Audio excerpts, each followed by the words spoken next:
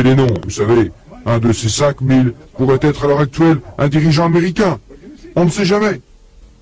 En Angleterre, il y a 4 millions de femmes de plus que les hommes. 4 millions de plus que les hommes. Rien que sur la côte Est, il y a 1 600 000 femmes de plus que les hommes. Sur la côte Est de l'Angleterre. Que feriez-vous d'elles? Vous les laissez mariner? Vous les envoyez au Tibet? Ils n'ont pas assez d'hommes? Vous les envoyez là-bas? Dites-moi. Je dis non. Il y a un certain type d'homme qui voudrait bien se charger d'une responsabilité supplémentaire. J'ai vu cela à votre télévision ici. J'étais au Canada et de l'autre côté de la frontière, de Buffalo ou ailleurs, il y avait un programme qu'on diffusait un peu partout, y compris au Canada. À l'hôtel, j'ai allumé la télé et j'ai vu une émission sur la polygamie. Il y avait là un homme, il disait j'ai eu 8 femmes. C'était un ex-mormon. Il fut excommunié.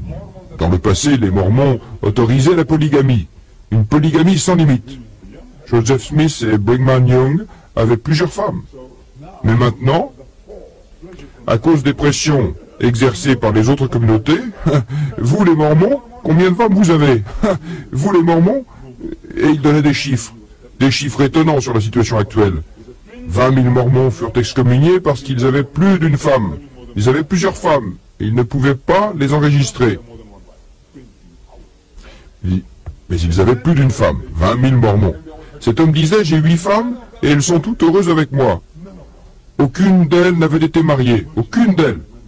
Elles n'étaient pas vierges, mais elles n'avaient pas été mariées. Et alors, du public, c'était transmis en direct, vous savez, une femme d'âge moyen, jolie, rondelette, se lève et dit, alors, que dites-vous de moi? Il répond, vous aussi, donnez-moi votre adresse, et je vous recontacterai. Vous voyez, demandez à toutes ces femmes qui n'ont pas trouvé le mari. Ils seront environ 20 millions sur le marché du mariage. 20 millions sur le marché du mariage au moins, à la recherche d'un mari. Et elles chassent les hommes à New York. Je veux dire, elles chassent les hommes. Et les hommes deviennent timides et homosexuels.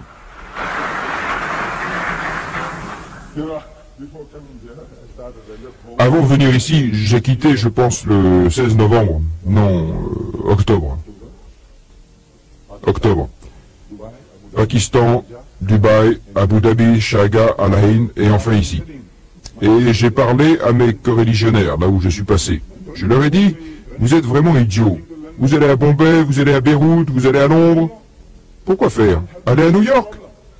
Aidez-les à résoudre leurs problèmes. J'ai dit 4 d'un seul coup. Vous devez ramener 4 d'un seul coup. Votre pays est peuplé. Peu peuplé. Un pays vaste et étendu et pas assez de population. L'Arabie Saoudite, avec son immense superficie, ne compte que 6 à 8 millions d'habitants. J'ai dit, allez les chercher. 4 à 4 d'un seul coup. Et multipliez l'Oumma et Allah vous bénira. Vous savez, vous serez heureux. Vous résoudrez le problème des Américains. Et vous résoudrez votre propre problème. Accroître l'Oumma. Si vous pouvez, devenez nombreux et soyez féconds. J'aimerais que frère Swaggart écrive un livre. Ces frères qui sont ici, voilà le problème, un problème très grave. Vos frères et sœurs, mes frères et sœurs, ils sont tous mes frères et sœurs. Je les aime aussi et je pense à eux. Par Dieu, je pense à eux. Ils gâchent littéralement leur vie. Ils gâchent littéralement leur vie. Avez-vous lu le livre de Dr. Chimsey, La vie de la femme américaine, édité ici, dans votre pays? La vie de la femme américaine par Dr. Chimsey. La vie de la femme américaine est pareille à celle de la femme anglaise, de la femme française, de la femme allemande. Pareil. Elles gâchent littéralement leur vie. Je dis, l'islam apporte la solution. Si vous ne l'adoptez pas, vous ne pourrez pas vous en sortir. Vous êtes dans un enfer, et vous allez y rester avec vos ivrognes, vos homosexuels, vos excellentes femmes. Vous n'avez pas d'autre issue que d'embrasser l'islam. L'islam vous offre une solution. Jésus-Christ dit, il vous guidera dans toute la vérité. Toute la vérité. Tous vos problèmes. Amenez-les. L'islam a la réponse à tous vos problèmes. Vous n'avez pas trouvé la réponse, et vous ne la trouverez jamais. Vous prescrivez un remède pour l'alcool. Frère Swaggart dit, je n'ai jamais bu de l'alcool. Je le crois. Il n'a jamais bu de la bière, jamais fumé, il n'a jamais bu de l'alcool. Chapeau. Dans un tel environnement, je dis, vous êtes vraiment un ange. Dans cet environnement, vous n'avez pas touché à la cigarette, vous n'avez pas touché à la bière, vous n'avez touché à aucune boisson alcoolisée. Je dis que vous êtes un ange. Mais la solution à votre problème, vous ne l'avez pas trouvée. Voyez, vous prédicateurs, vous prêcheurs, votre soi-disant nouvelle naissance du chrétien. C'est dans son livre, le prédicateur. Il dit que les prédicateurs, vous savez, l'alcool. À une réunion des évangélistes, des prédicateurs, des prêcheurs enragés, des campeurs de la Bible, on demanda à l'assistance, quelqu'un suggéra, écoutez, ceux parmi vous qui sont franchement opposés à l'alcool, à la consommation d'alcool, sont priés de se lever. Personne ne se leva. Ils veulent tous boire. Savez-vous pourquoi?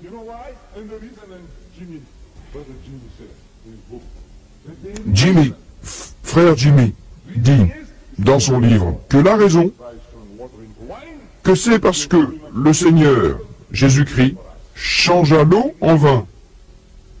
Si cela était bon pour lui, pour ses disciples, il devrait être bon pour nous également. La logique est impeccable. Et ils vous disent que ce vin, frère Jimmy croit que c'est simplement un jus de raisin. Je dis, frère, vous ne lisez pas comme il faut. Voyez-vous, à la fin du festin, vers la fin, quand il n'y avait plus de vin, la mère de Jésus lui demande d'aider les gens, de résoudre le problème. Vous savez, elle sait qu'il détient un pouvoir mystérieux. Il lui répond, femme, il parle à sa mère, femme, qu'ai-je à faire avec toi? Mon heure n'est pas encore venue. Est-ce comme ça que vous appelez votre mère? Femme, ce même mot qu'il employa pour une prostituée? Il dit, femme, qu'ai-je à faire avec toi? Pour une prostituée, il emploie le mot femme. Sa mère, il appelle femme. Il ne l'a jamais appelée mère. D'après les Écritures, il ne l'a jamais appelée mère. Femme, femme. Il dit femme? Je ne le crois pas. Mais c'est ce que les Écritures disent. Femme, qu'ai-je à faire avec toi? Mon heure n'est pas encore venue. Et quand enfin il se laisse convaincre, il dit, remplissez d'eau les jarres, et il change l'eau en vin. Et depuis, le vin coule comme l'eau dans la chrétienté. Mais ce vin, le vin de la Bible, ils ont passé toute la nuit à en boire. Ils disent, pourquoi as-tu gardé l'excellent vin jusqu'à présent? Pourquoi? En d'autres termes, il doit être très fort, un vin puissant. Si vous picolez, les ivrognes vous le diront, si vous picolez toute la nuit, vos sens s'émoussent. Vous avez besoin d'un alcool de plus en plus fort. Un alcool de plus en plus fort pour sentir que vous buvez quelque chose. Cette personne, après avoir passé toute la nuit à boire, si vous lui donnez du jus de raisin, c'est pour lui comme de l'eau boueuse. Ainsi, quand le directeur du festin dit « Pourquoi as-tu gardé l'excellent jusqu'à présent ?», on comprend que ce vin doit être très fort et très puissant. Est-ce le même V-I-N, vin, qui fait résonner les prédicateurs? En grec, c'est le vin que Lot but quand il coucha avec ses filles. Le même vin en grec, celui que Lot but. Le même vin que Jésus obtint en changeant l'eau en vin. C'est un prétexte. La seule religion qui dit « N'y touchez pas », c'est l'islam. Vous obéissez à ce commandement d'Allah et la solution est là. Si vous obéissez, vous êtes intelligent. Votre intelligence vous sert à quelque chose maintenant. Votre prédicateur dit, à propos de prédicateur, frère Schwagart dit qu'il est allé une fois à la banque. Il n'y va pas souvent, mais il est allé à une certaine banque. Le directeur de la banque lui dit, savez-vous, qui sont les plus mauvais payeurs? Il demandait cela à Jimmy. Il répond non. Le directeur dit, ce sont les prédicateurs, les peintres et les prostituées. 3 P. P, P, P. Dit le banquier. Et Jimmy dit, c'est vrai.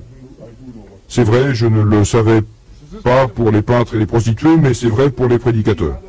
C'est son témoignage. Je dis alors, ce sont ceux-là qui ont connu une nouvelle naissance, ceux qui ont l'esprit en eux. Ils disent que l'esprit les transforme.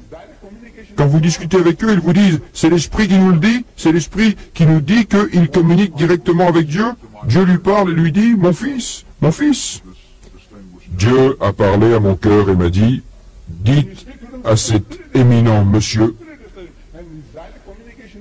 Quand vous discutez avec eux, ils vous disent, l'Esprit nous a dit ceci, l'Esprit nous a dit cela, l'Esprit est en communication directe avec Dieu. Dieu lui parle et lui dit, mon fils, alors que Dieu n'a même pas parlé à son propre fils Jésus. Il ne l'a jamais appelé fils, il a parlé de son propre fils à la 3e personne, son propre fils. Mais quand il s'agit de n'importe quel homme, de tout le monde, de tous ces gens, alors ils disent que Dieu leur parle. Vous savez, si j'avais l'occasion, je leur demanderais, dans quelle langue? Dans quelle langue Dieu vous a-t-il parlé? En anglais? Quelle langue? En hébreu? En grec? Et il vous a appelé mon fils? Il vous a dit mon fils? Il répond, écoutez, je ne peux pas vous le dire. Dieu a dit que je ne pouvais pas le dire. Je demande, pourquoi ne peut-il pas vous le dire? Ne connaît-il pas la réponse? Ou bien n'étiez-vous pas là, la personne convenable? Pourquoi ne pouvait-il pas vous le dire? Vous me posez une question, eh bien, ou je suis ignorant, je ne peux pas vous donner une réponse, ou bien je vous dis, non, je ne peux pas vous le dire maintenant, je le ferai en sortant. Il doit y avoir une raison. Dites à monsieur Didat, m'a-t-il dit. Mais quand il s'agit de n'importe quel homme, de tout le monde, de tous ces gens, alors ils disent que Dieu leur parle. Vous savez, si j'avais l'occasion, je demanderais dans quelle langue? Dans quelle langue Dieu vous a-t-il parlé? En anglais? Quelle langue? En hébreu? En grec? Et il vous a appelé mon fils. Et ce quelqu'un répétait de nouveau, mon fils, mon fils. Et il me répond, écoutez, je ne peux pas vous le dire. Dieu a dit que je ne pouvais pas vous le dire. Je demande, pourquoi ne pouvait-il pas vous le dire? Il n'avait pas la réponse. Vous me posez une question, et ou bien je suis ignorant, je ne peux pas vous donner une réponse, ou bien je vous dis, non, je ne peux pas vous dire maintenant, je le ferai en sortant. Il doit y avoir une raison. Mais n'ayant de parenté, renaître, il y a 75 millions de chrétiens qui sont nés de nouveau en Amérique, d'après Billy Graham dans son livre « Comment renaître ». 75 millions veut dire que le tiers des Américains sont angéliques. L'Esprit de Dieu est venu sur eux, sans parler des prédicateurs. Et Jésus dit, un peu de levain fait fermenter la masse. Vous avez besoin d'un peu de levain pour fermenter toute la masse. Si vous avez un tiers de levain dans votre pain, et si ce tiers ne fermente pas la masse, alors je dis qu'il y a quelque chose qui ne va pas dans votre levain. C'est de levain que vous parlez.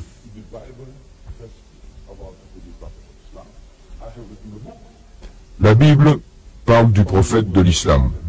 J'ai écrit un livre dans lequel je développe le verset du prologue.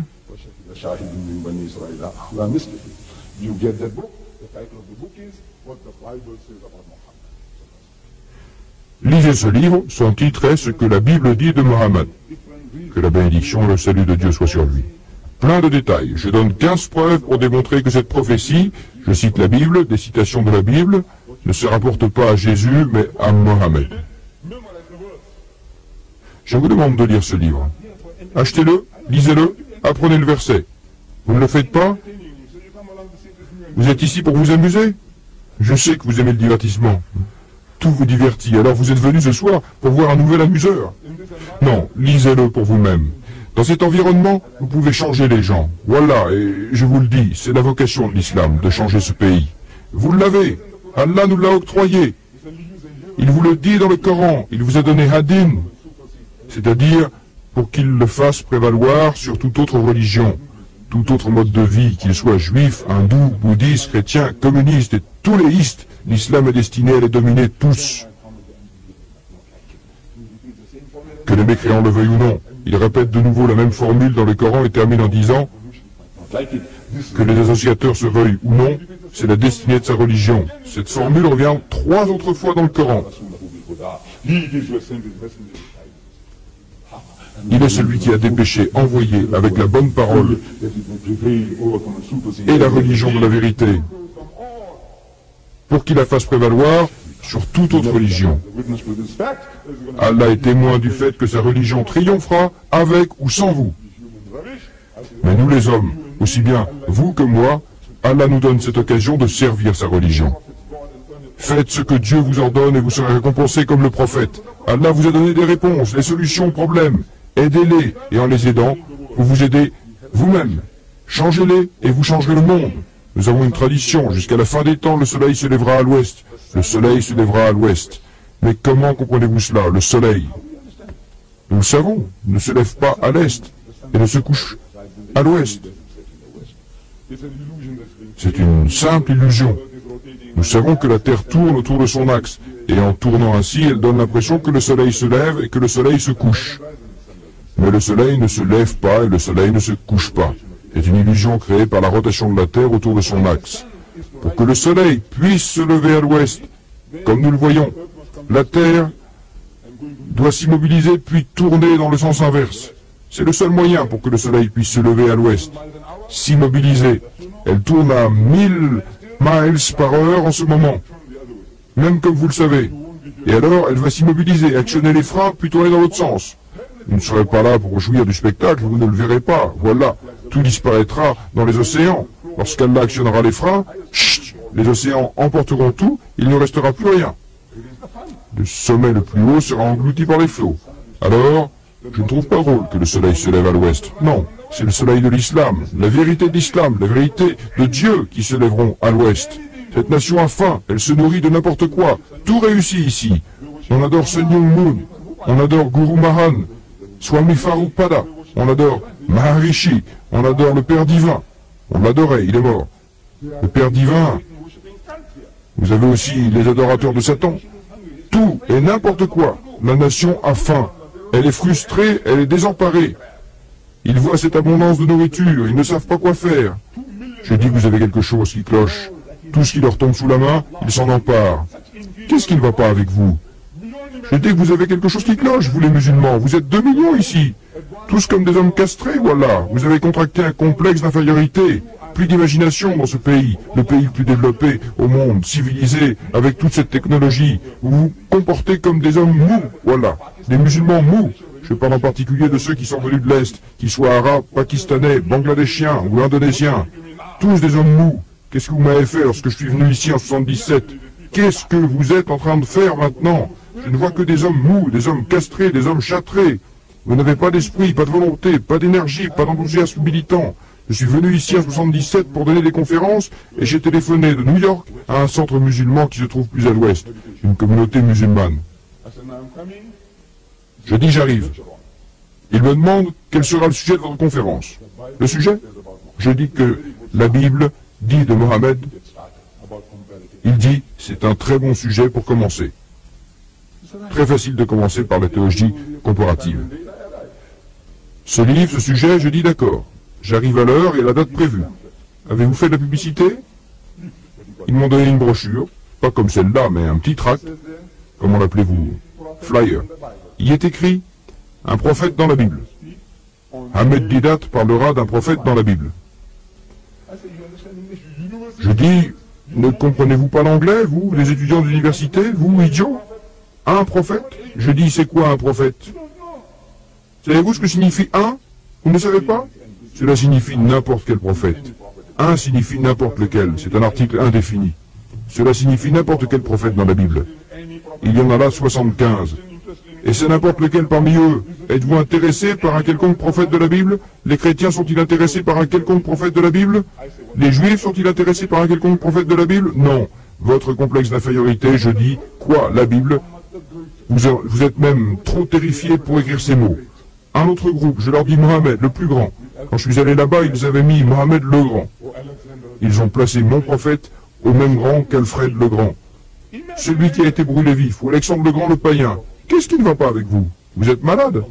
Castrés, vous tous? Je ne sais pas, mais Allah, dans sa miséricorde, il dit, ne désespérez pas. Ne désespérez pas de la miséricorde de Dieu. Je ne serais pas musulman si je désespérais. Vous avez quelque chose qui cloche. Vous ferez mieux de vous réveiller, voilà. C'est une occasion que Dieu vous donne en ce temps. Dans cette époque dominée par la technologie, Allah vous a envoyé ici pour des raisons mieux connues que vous. Pourquoi êtes-vous ici? Mais quelle occasion? Les chrétiens se délectent quand ils vous voient arriver. Regardez, vous, expatriés, vous venez ici. C'est un homme, c'est une bonne proie, une proie facile. Proie facile. Vous êtes une proie facile. Ils ne sont pas obligés d'aller en Malaisie, en Indonésie, au Bangladesh pour prêcher. Ils peuvent prêcher tout en restant chez eux. Ils peuvent coucher avec votre femme et vos enfants et ils peuvent vous prêcher. La langue, ils n'ont pas besoin d'apprendre votre langue. Vous avez appris la leur. Culturellement, vous êtes occidentalisés. Vous avez le même fauteuil et la même chaise qu'eux, la même table à manger, les mêmes chaises. Ils ne sont pas assis par terre sur un tapis, les yeux irrités par la fumée provenant de la cuisine. Non. À tout point de vue, ils ont le sentiment que Dieu vous les a envoyés.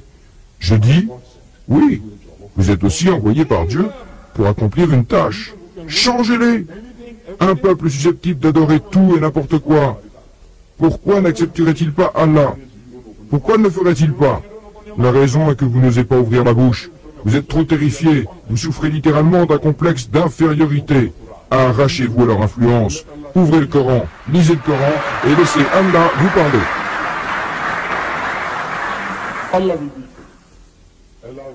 Allah le fera pour vous. Laissez son livre vous toucher, touchez votre cœur. Et, Inch'Allah, laissez Allah vous parler. Et il vous parle dans le Coran. Il nous parle tous, à vous, à moi, à toute personne dans la rue. Laissez-le vous parler, et vous ne resterez plus jamais sur votre séant de rien faire. Vous attendez que d'autres viennent semer la pagaille chez vous, vous utilisez comme un sac de sable, comme un paillasson, vous mettre des idées dans la tête. Est-ce là la règle? Allah dit non. Et même si Allah est témoin de cela, il fera triompher sa religion. C'est un privilège qu'Allah vous accorde, saisissez-le.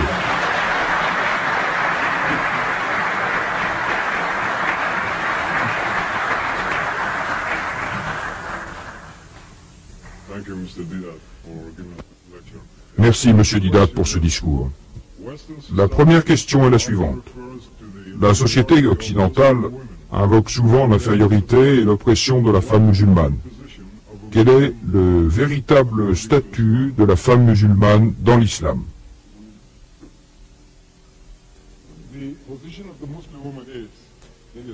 Dans l'islam, l'homme a ses droits et la femme a ses droits. Le Coran dit, c'est-à-dire l'homme est supérieur d'un degré à la femme, car c'est lui le soutien de la famille. Voyez-vous, il y a une obligation supplémentaire mise à la charge d'un homme, naturellement son pouvoir sera accru. En d'autres termes, dans aucune société, dans la société occidentale, si un homme abandonne sa femme, on l'oblige à lui payer une pension alimentaire. Mais dans le cas inverse, on n'oblige pas la femme à payer une pension alimentaire à la famille. C'est donc une chose naturelle, parce que c'est l'homme qui subvient aux besoins de la famille. Il est le responsable, voilà pourquoi il est supérieur d'un degré à la femme. S'il n'existe pas d'égalité absolue entre l'homme et la femme, mais c'est la femme en fait qui dirige le foyer. Vous savez, comme l'a dit cet homme, la femme est capable de tout, car elle gouverne ceux qui gouvernent tout. Et c'est un fait, que ce soit dans un foyer occidental ou dans un foyer oriental, un foyer musulman, c'est la femme, si elle sait comment s'y prendre. Vous savez, Shakespeare dit, elle s'incline pour conquérir. Quand elle se montre docile et dit, chérie, qu'en dis-tu? Le mari se tourne vers elle et répond, écoute, quoi que tu dises, tu sais très bien où on va aller, San Francisco, New York, quoi que tu dises. Il est prêt à abandonner. En d'autres termes, la décision est laissée à la femme. Veut-elle rivaliser avec l'homme?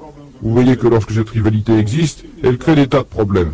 Si vous faites la même chose, vous aurez les mêmes problèmes. Donc, dans l'islam, les deux possèdent des droits. L'homme a ses droits et la femme a ses droits, mais ils ne sont pas tout à fait égaux.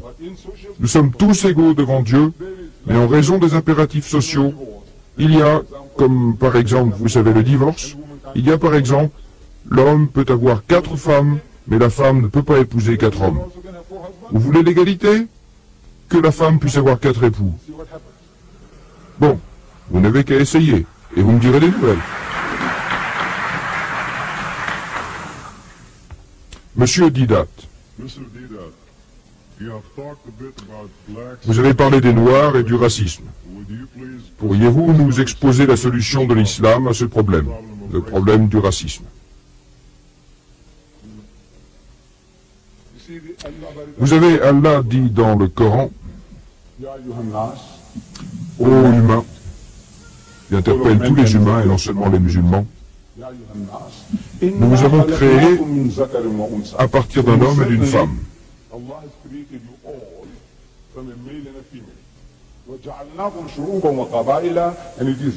Et nous vous avons répartis en peuples et tribus pour que vous fassiez connaissance les uns des autres. Non pour que vous vous discriminiez et vous vous exploitiez les uns les autres. En vérité, le plus noble d'entre vous, aux yeux de Dieu, celui qui le craint le plus, voilà le critère établi par Allah, critère de jugement. Non pas la race, la langue, la couleur ou la richesse, mais le comportement. Et non seulement en théorie, l'islam a des procédés pratiques pour faire appliquer ce précepte. Tout le monde parle de la paternité de Dieu et de la fraternité des hommes. Le chrétien vous dit ça, le juif vous dit ça, le musulman vous dit ça, qu'il y a un Seigneur unique et que nous sommes tous ses créatures. Oui, paternité de Dieu et fraternité des hommes. Mais comment faites-vous pour réaliser cette fraternité? Pas de système. L'islam a un système. 5 fois par jour, ça met les hommes en contact, épaule contre épaule, le noir et le blanc, le riche et le pauvre, l'Africain et l'Indien, l'Arabe et le Malaisien. Tout le monde, épaule contre épaule, utilisant les mêmes robinets, utilisant les mêmes serviettes, épaule contre épaule, sans intervalle entre eux.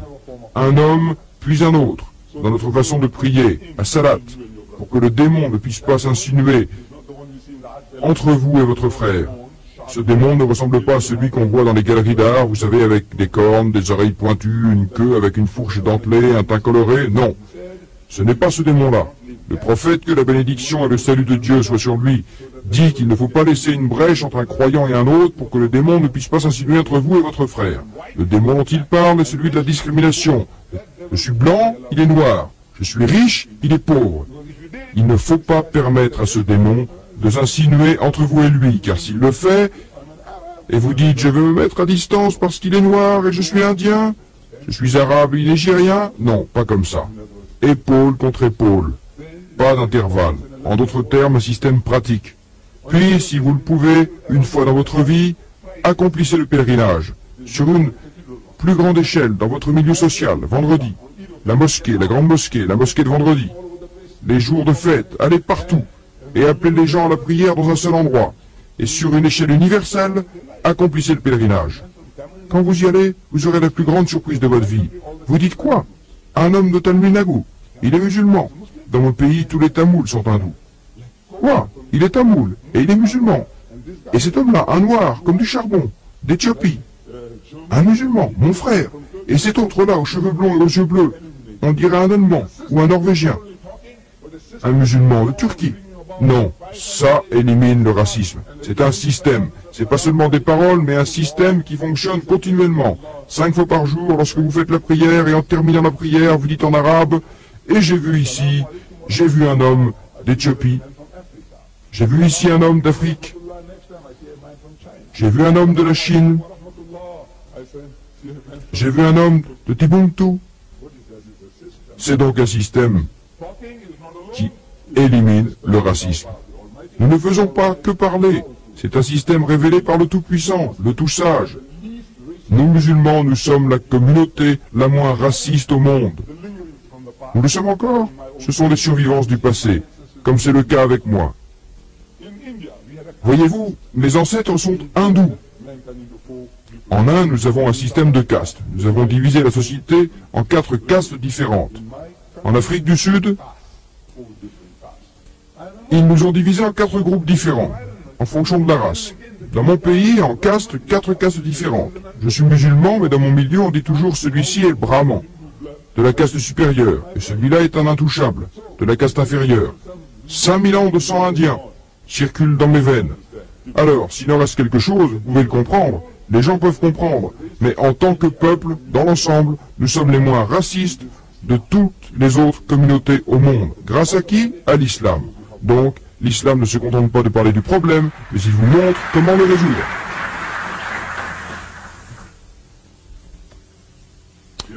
Hier, vous avez démontré que la Bible n'était pas la parole de Dieu. Mais aujourd'hui, vous citez la Bible pour nous prouver que l'avènement de Mohammed, que la bénédiction et le salut de Dieu soient sur lui, était annoncé. Je vous prie de nous expliquer cela. Hier, il y avait un débat, et le temps de parole était réparti, de manière bien définie. Initialement, c'était 50 minutes, 60 minutes, et puis 10 minutes. Chacun de nous avait 60 minutes. Et celui qui devait parler le premier avait 10 minutes à la fin, car tout avantage a un inconvénient. Ainsi, chacun a parlé 60 minutes. Dans un tel débat, vous n'avez pas le temps de tout expliquer. Alors, qu'est-ce que la Bible? Quelle sorte d'écriture est-ce la Bible d'après vous? Dans l'ensemble, nous disons qu'elle n'est pas la parole de Dieu, et je l'ai prouvé. Selon toute raison, selon le livre lui-même, la preuve intrinsèque que Moïse n'a pas écrit les livres qui lui sont attribués, Matthieu, Marc, Luc et Jean n'ont pas écrit les livres qui leur sont attribués, non seulement ce n'est pas le livre de Dieu, mais ce n'est même pas le livre de Matthieu, Marc, Luc ou Jean.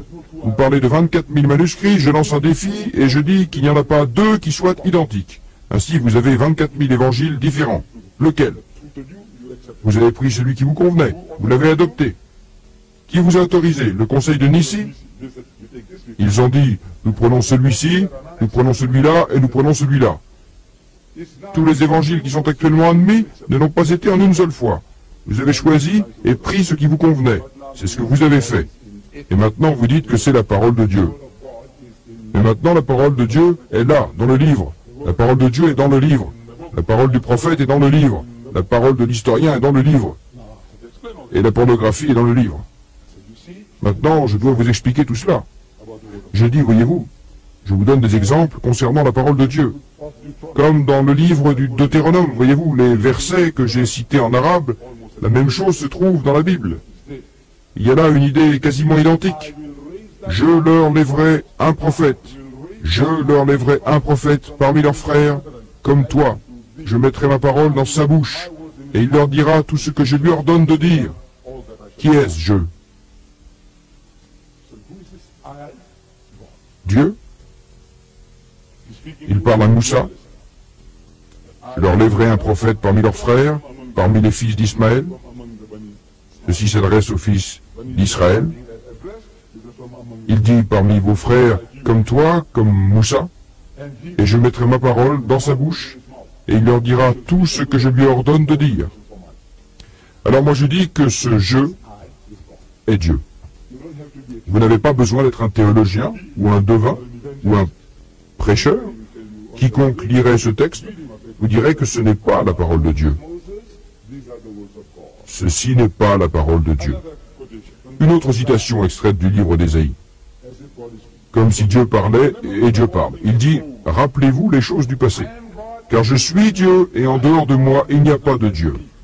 Je suis Dieu et il n'y a pas d'autre Dieu comme moi. » Qui parle? Ésaïe? Non. Aucun juif ne dit qu'Ésaïe prétendait être d'essence divine. On l'aurait tué s'il l'avait fait. Non. Il parle au nom de Dieu. Dieu parle par sa bouche. Comme s'il était son porte-parole. C'est la mission de tout le prophète de Dieu. Il est le porte-parole de Dieu. Il écoute la parole de Dieu et il vous la communique. Ainsi, je suis Dieu et en dehors de moi, il n'y a pas d'autre Dieu. Je suis Dieu et en dehors de moi, il n'y a pas d'autre sauveur. Qui? Dieu? C'est Dieu qui parle. C'est la parole de Dieu. Vous n'avez pas besoin d'être professeur de théologie pour le comprendre. Il y a un autre type de preuve dans la Bible. Si c'était une conférence, j'aurais expliqué tout cela la nuit dernière, mais c'était un débat. Quels que soient les propos tenus par votre adversaire, vous ne pouvez pas polémiquer avec lui sur tous les points. La caravane passe et les chiens se mettent à aboyer. Vous n'arrêtez pas la caravane et faites marche arrière pour chasser les chiens. Vous devez poursuivre votre chemin. Vous devez faire votre travail et continuer jusqu'à ce que le travail soit terminé. Ce n'était pas l'occasion de vous expliquer tout cela. Voyez-vous, donc il s'agit de la parole de Dieu. Exemple, Jésus dit, vous avez appris qu'il a été dit, tu ne commettras pas d'adultère. Et moi je vous dis, quiconque regarde une femme avec convoitise a déjà dans son cœur commis l'adultère avec elle.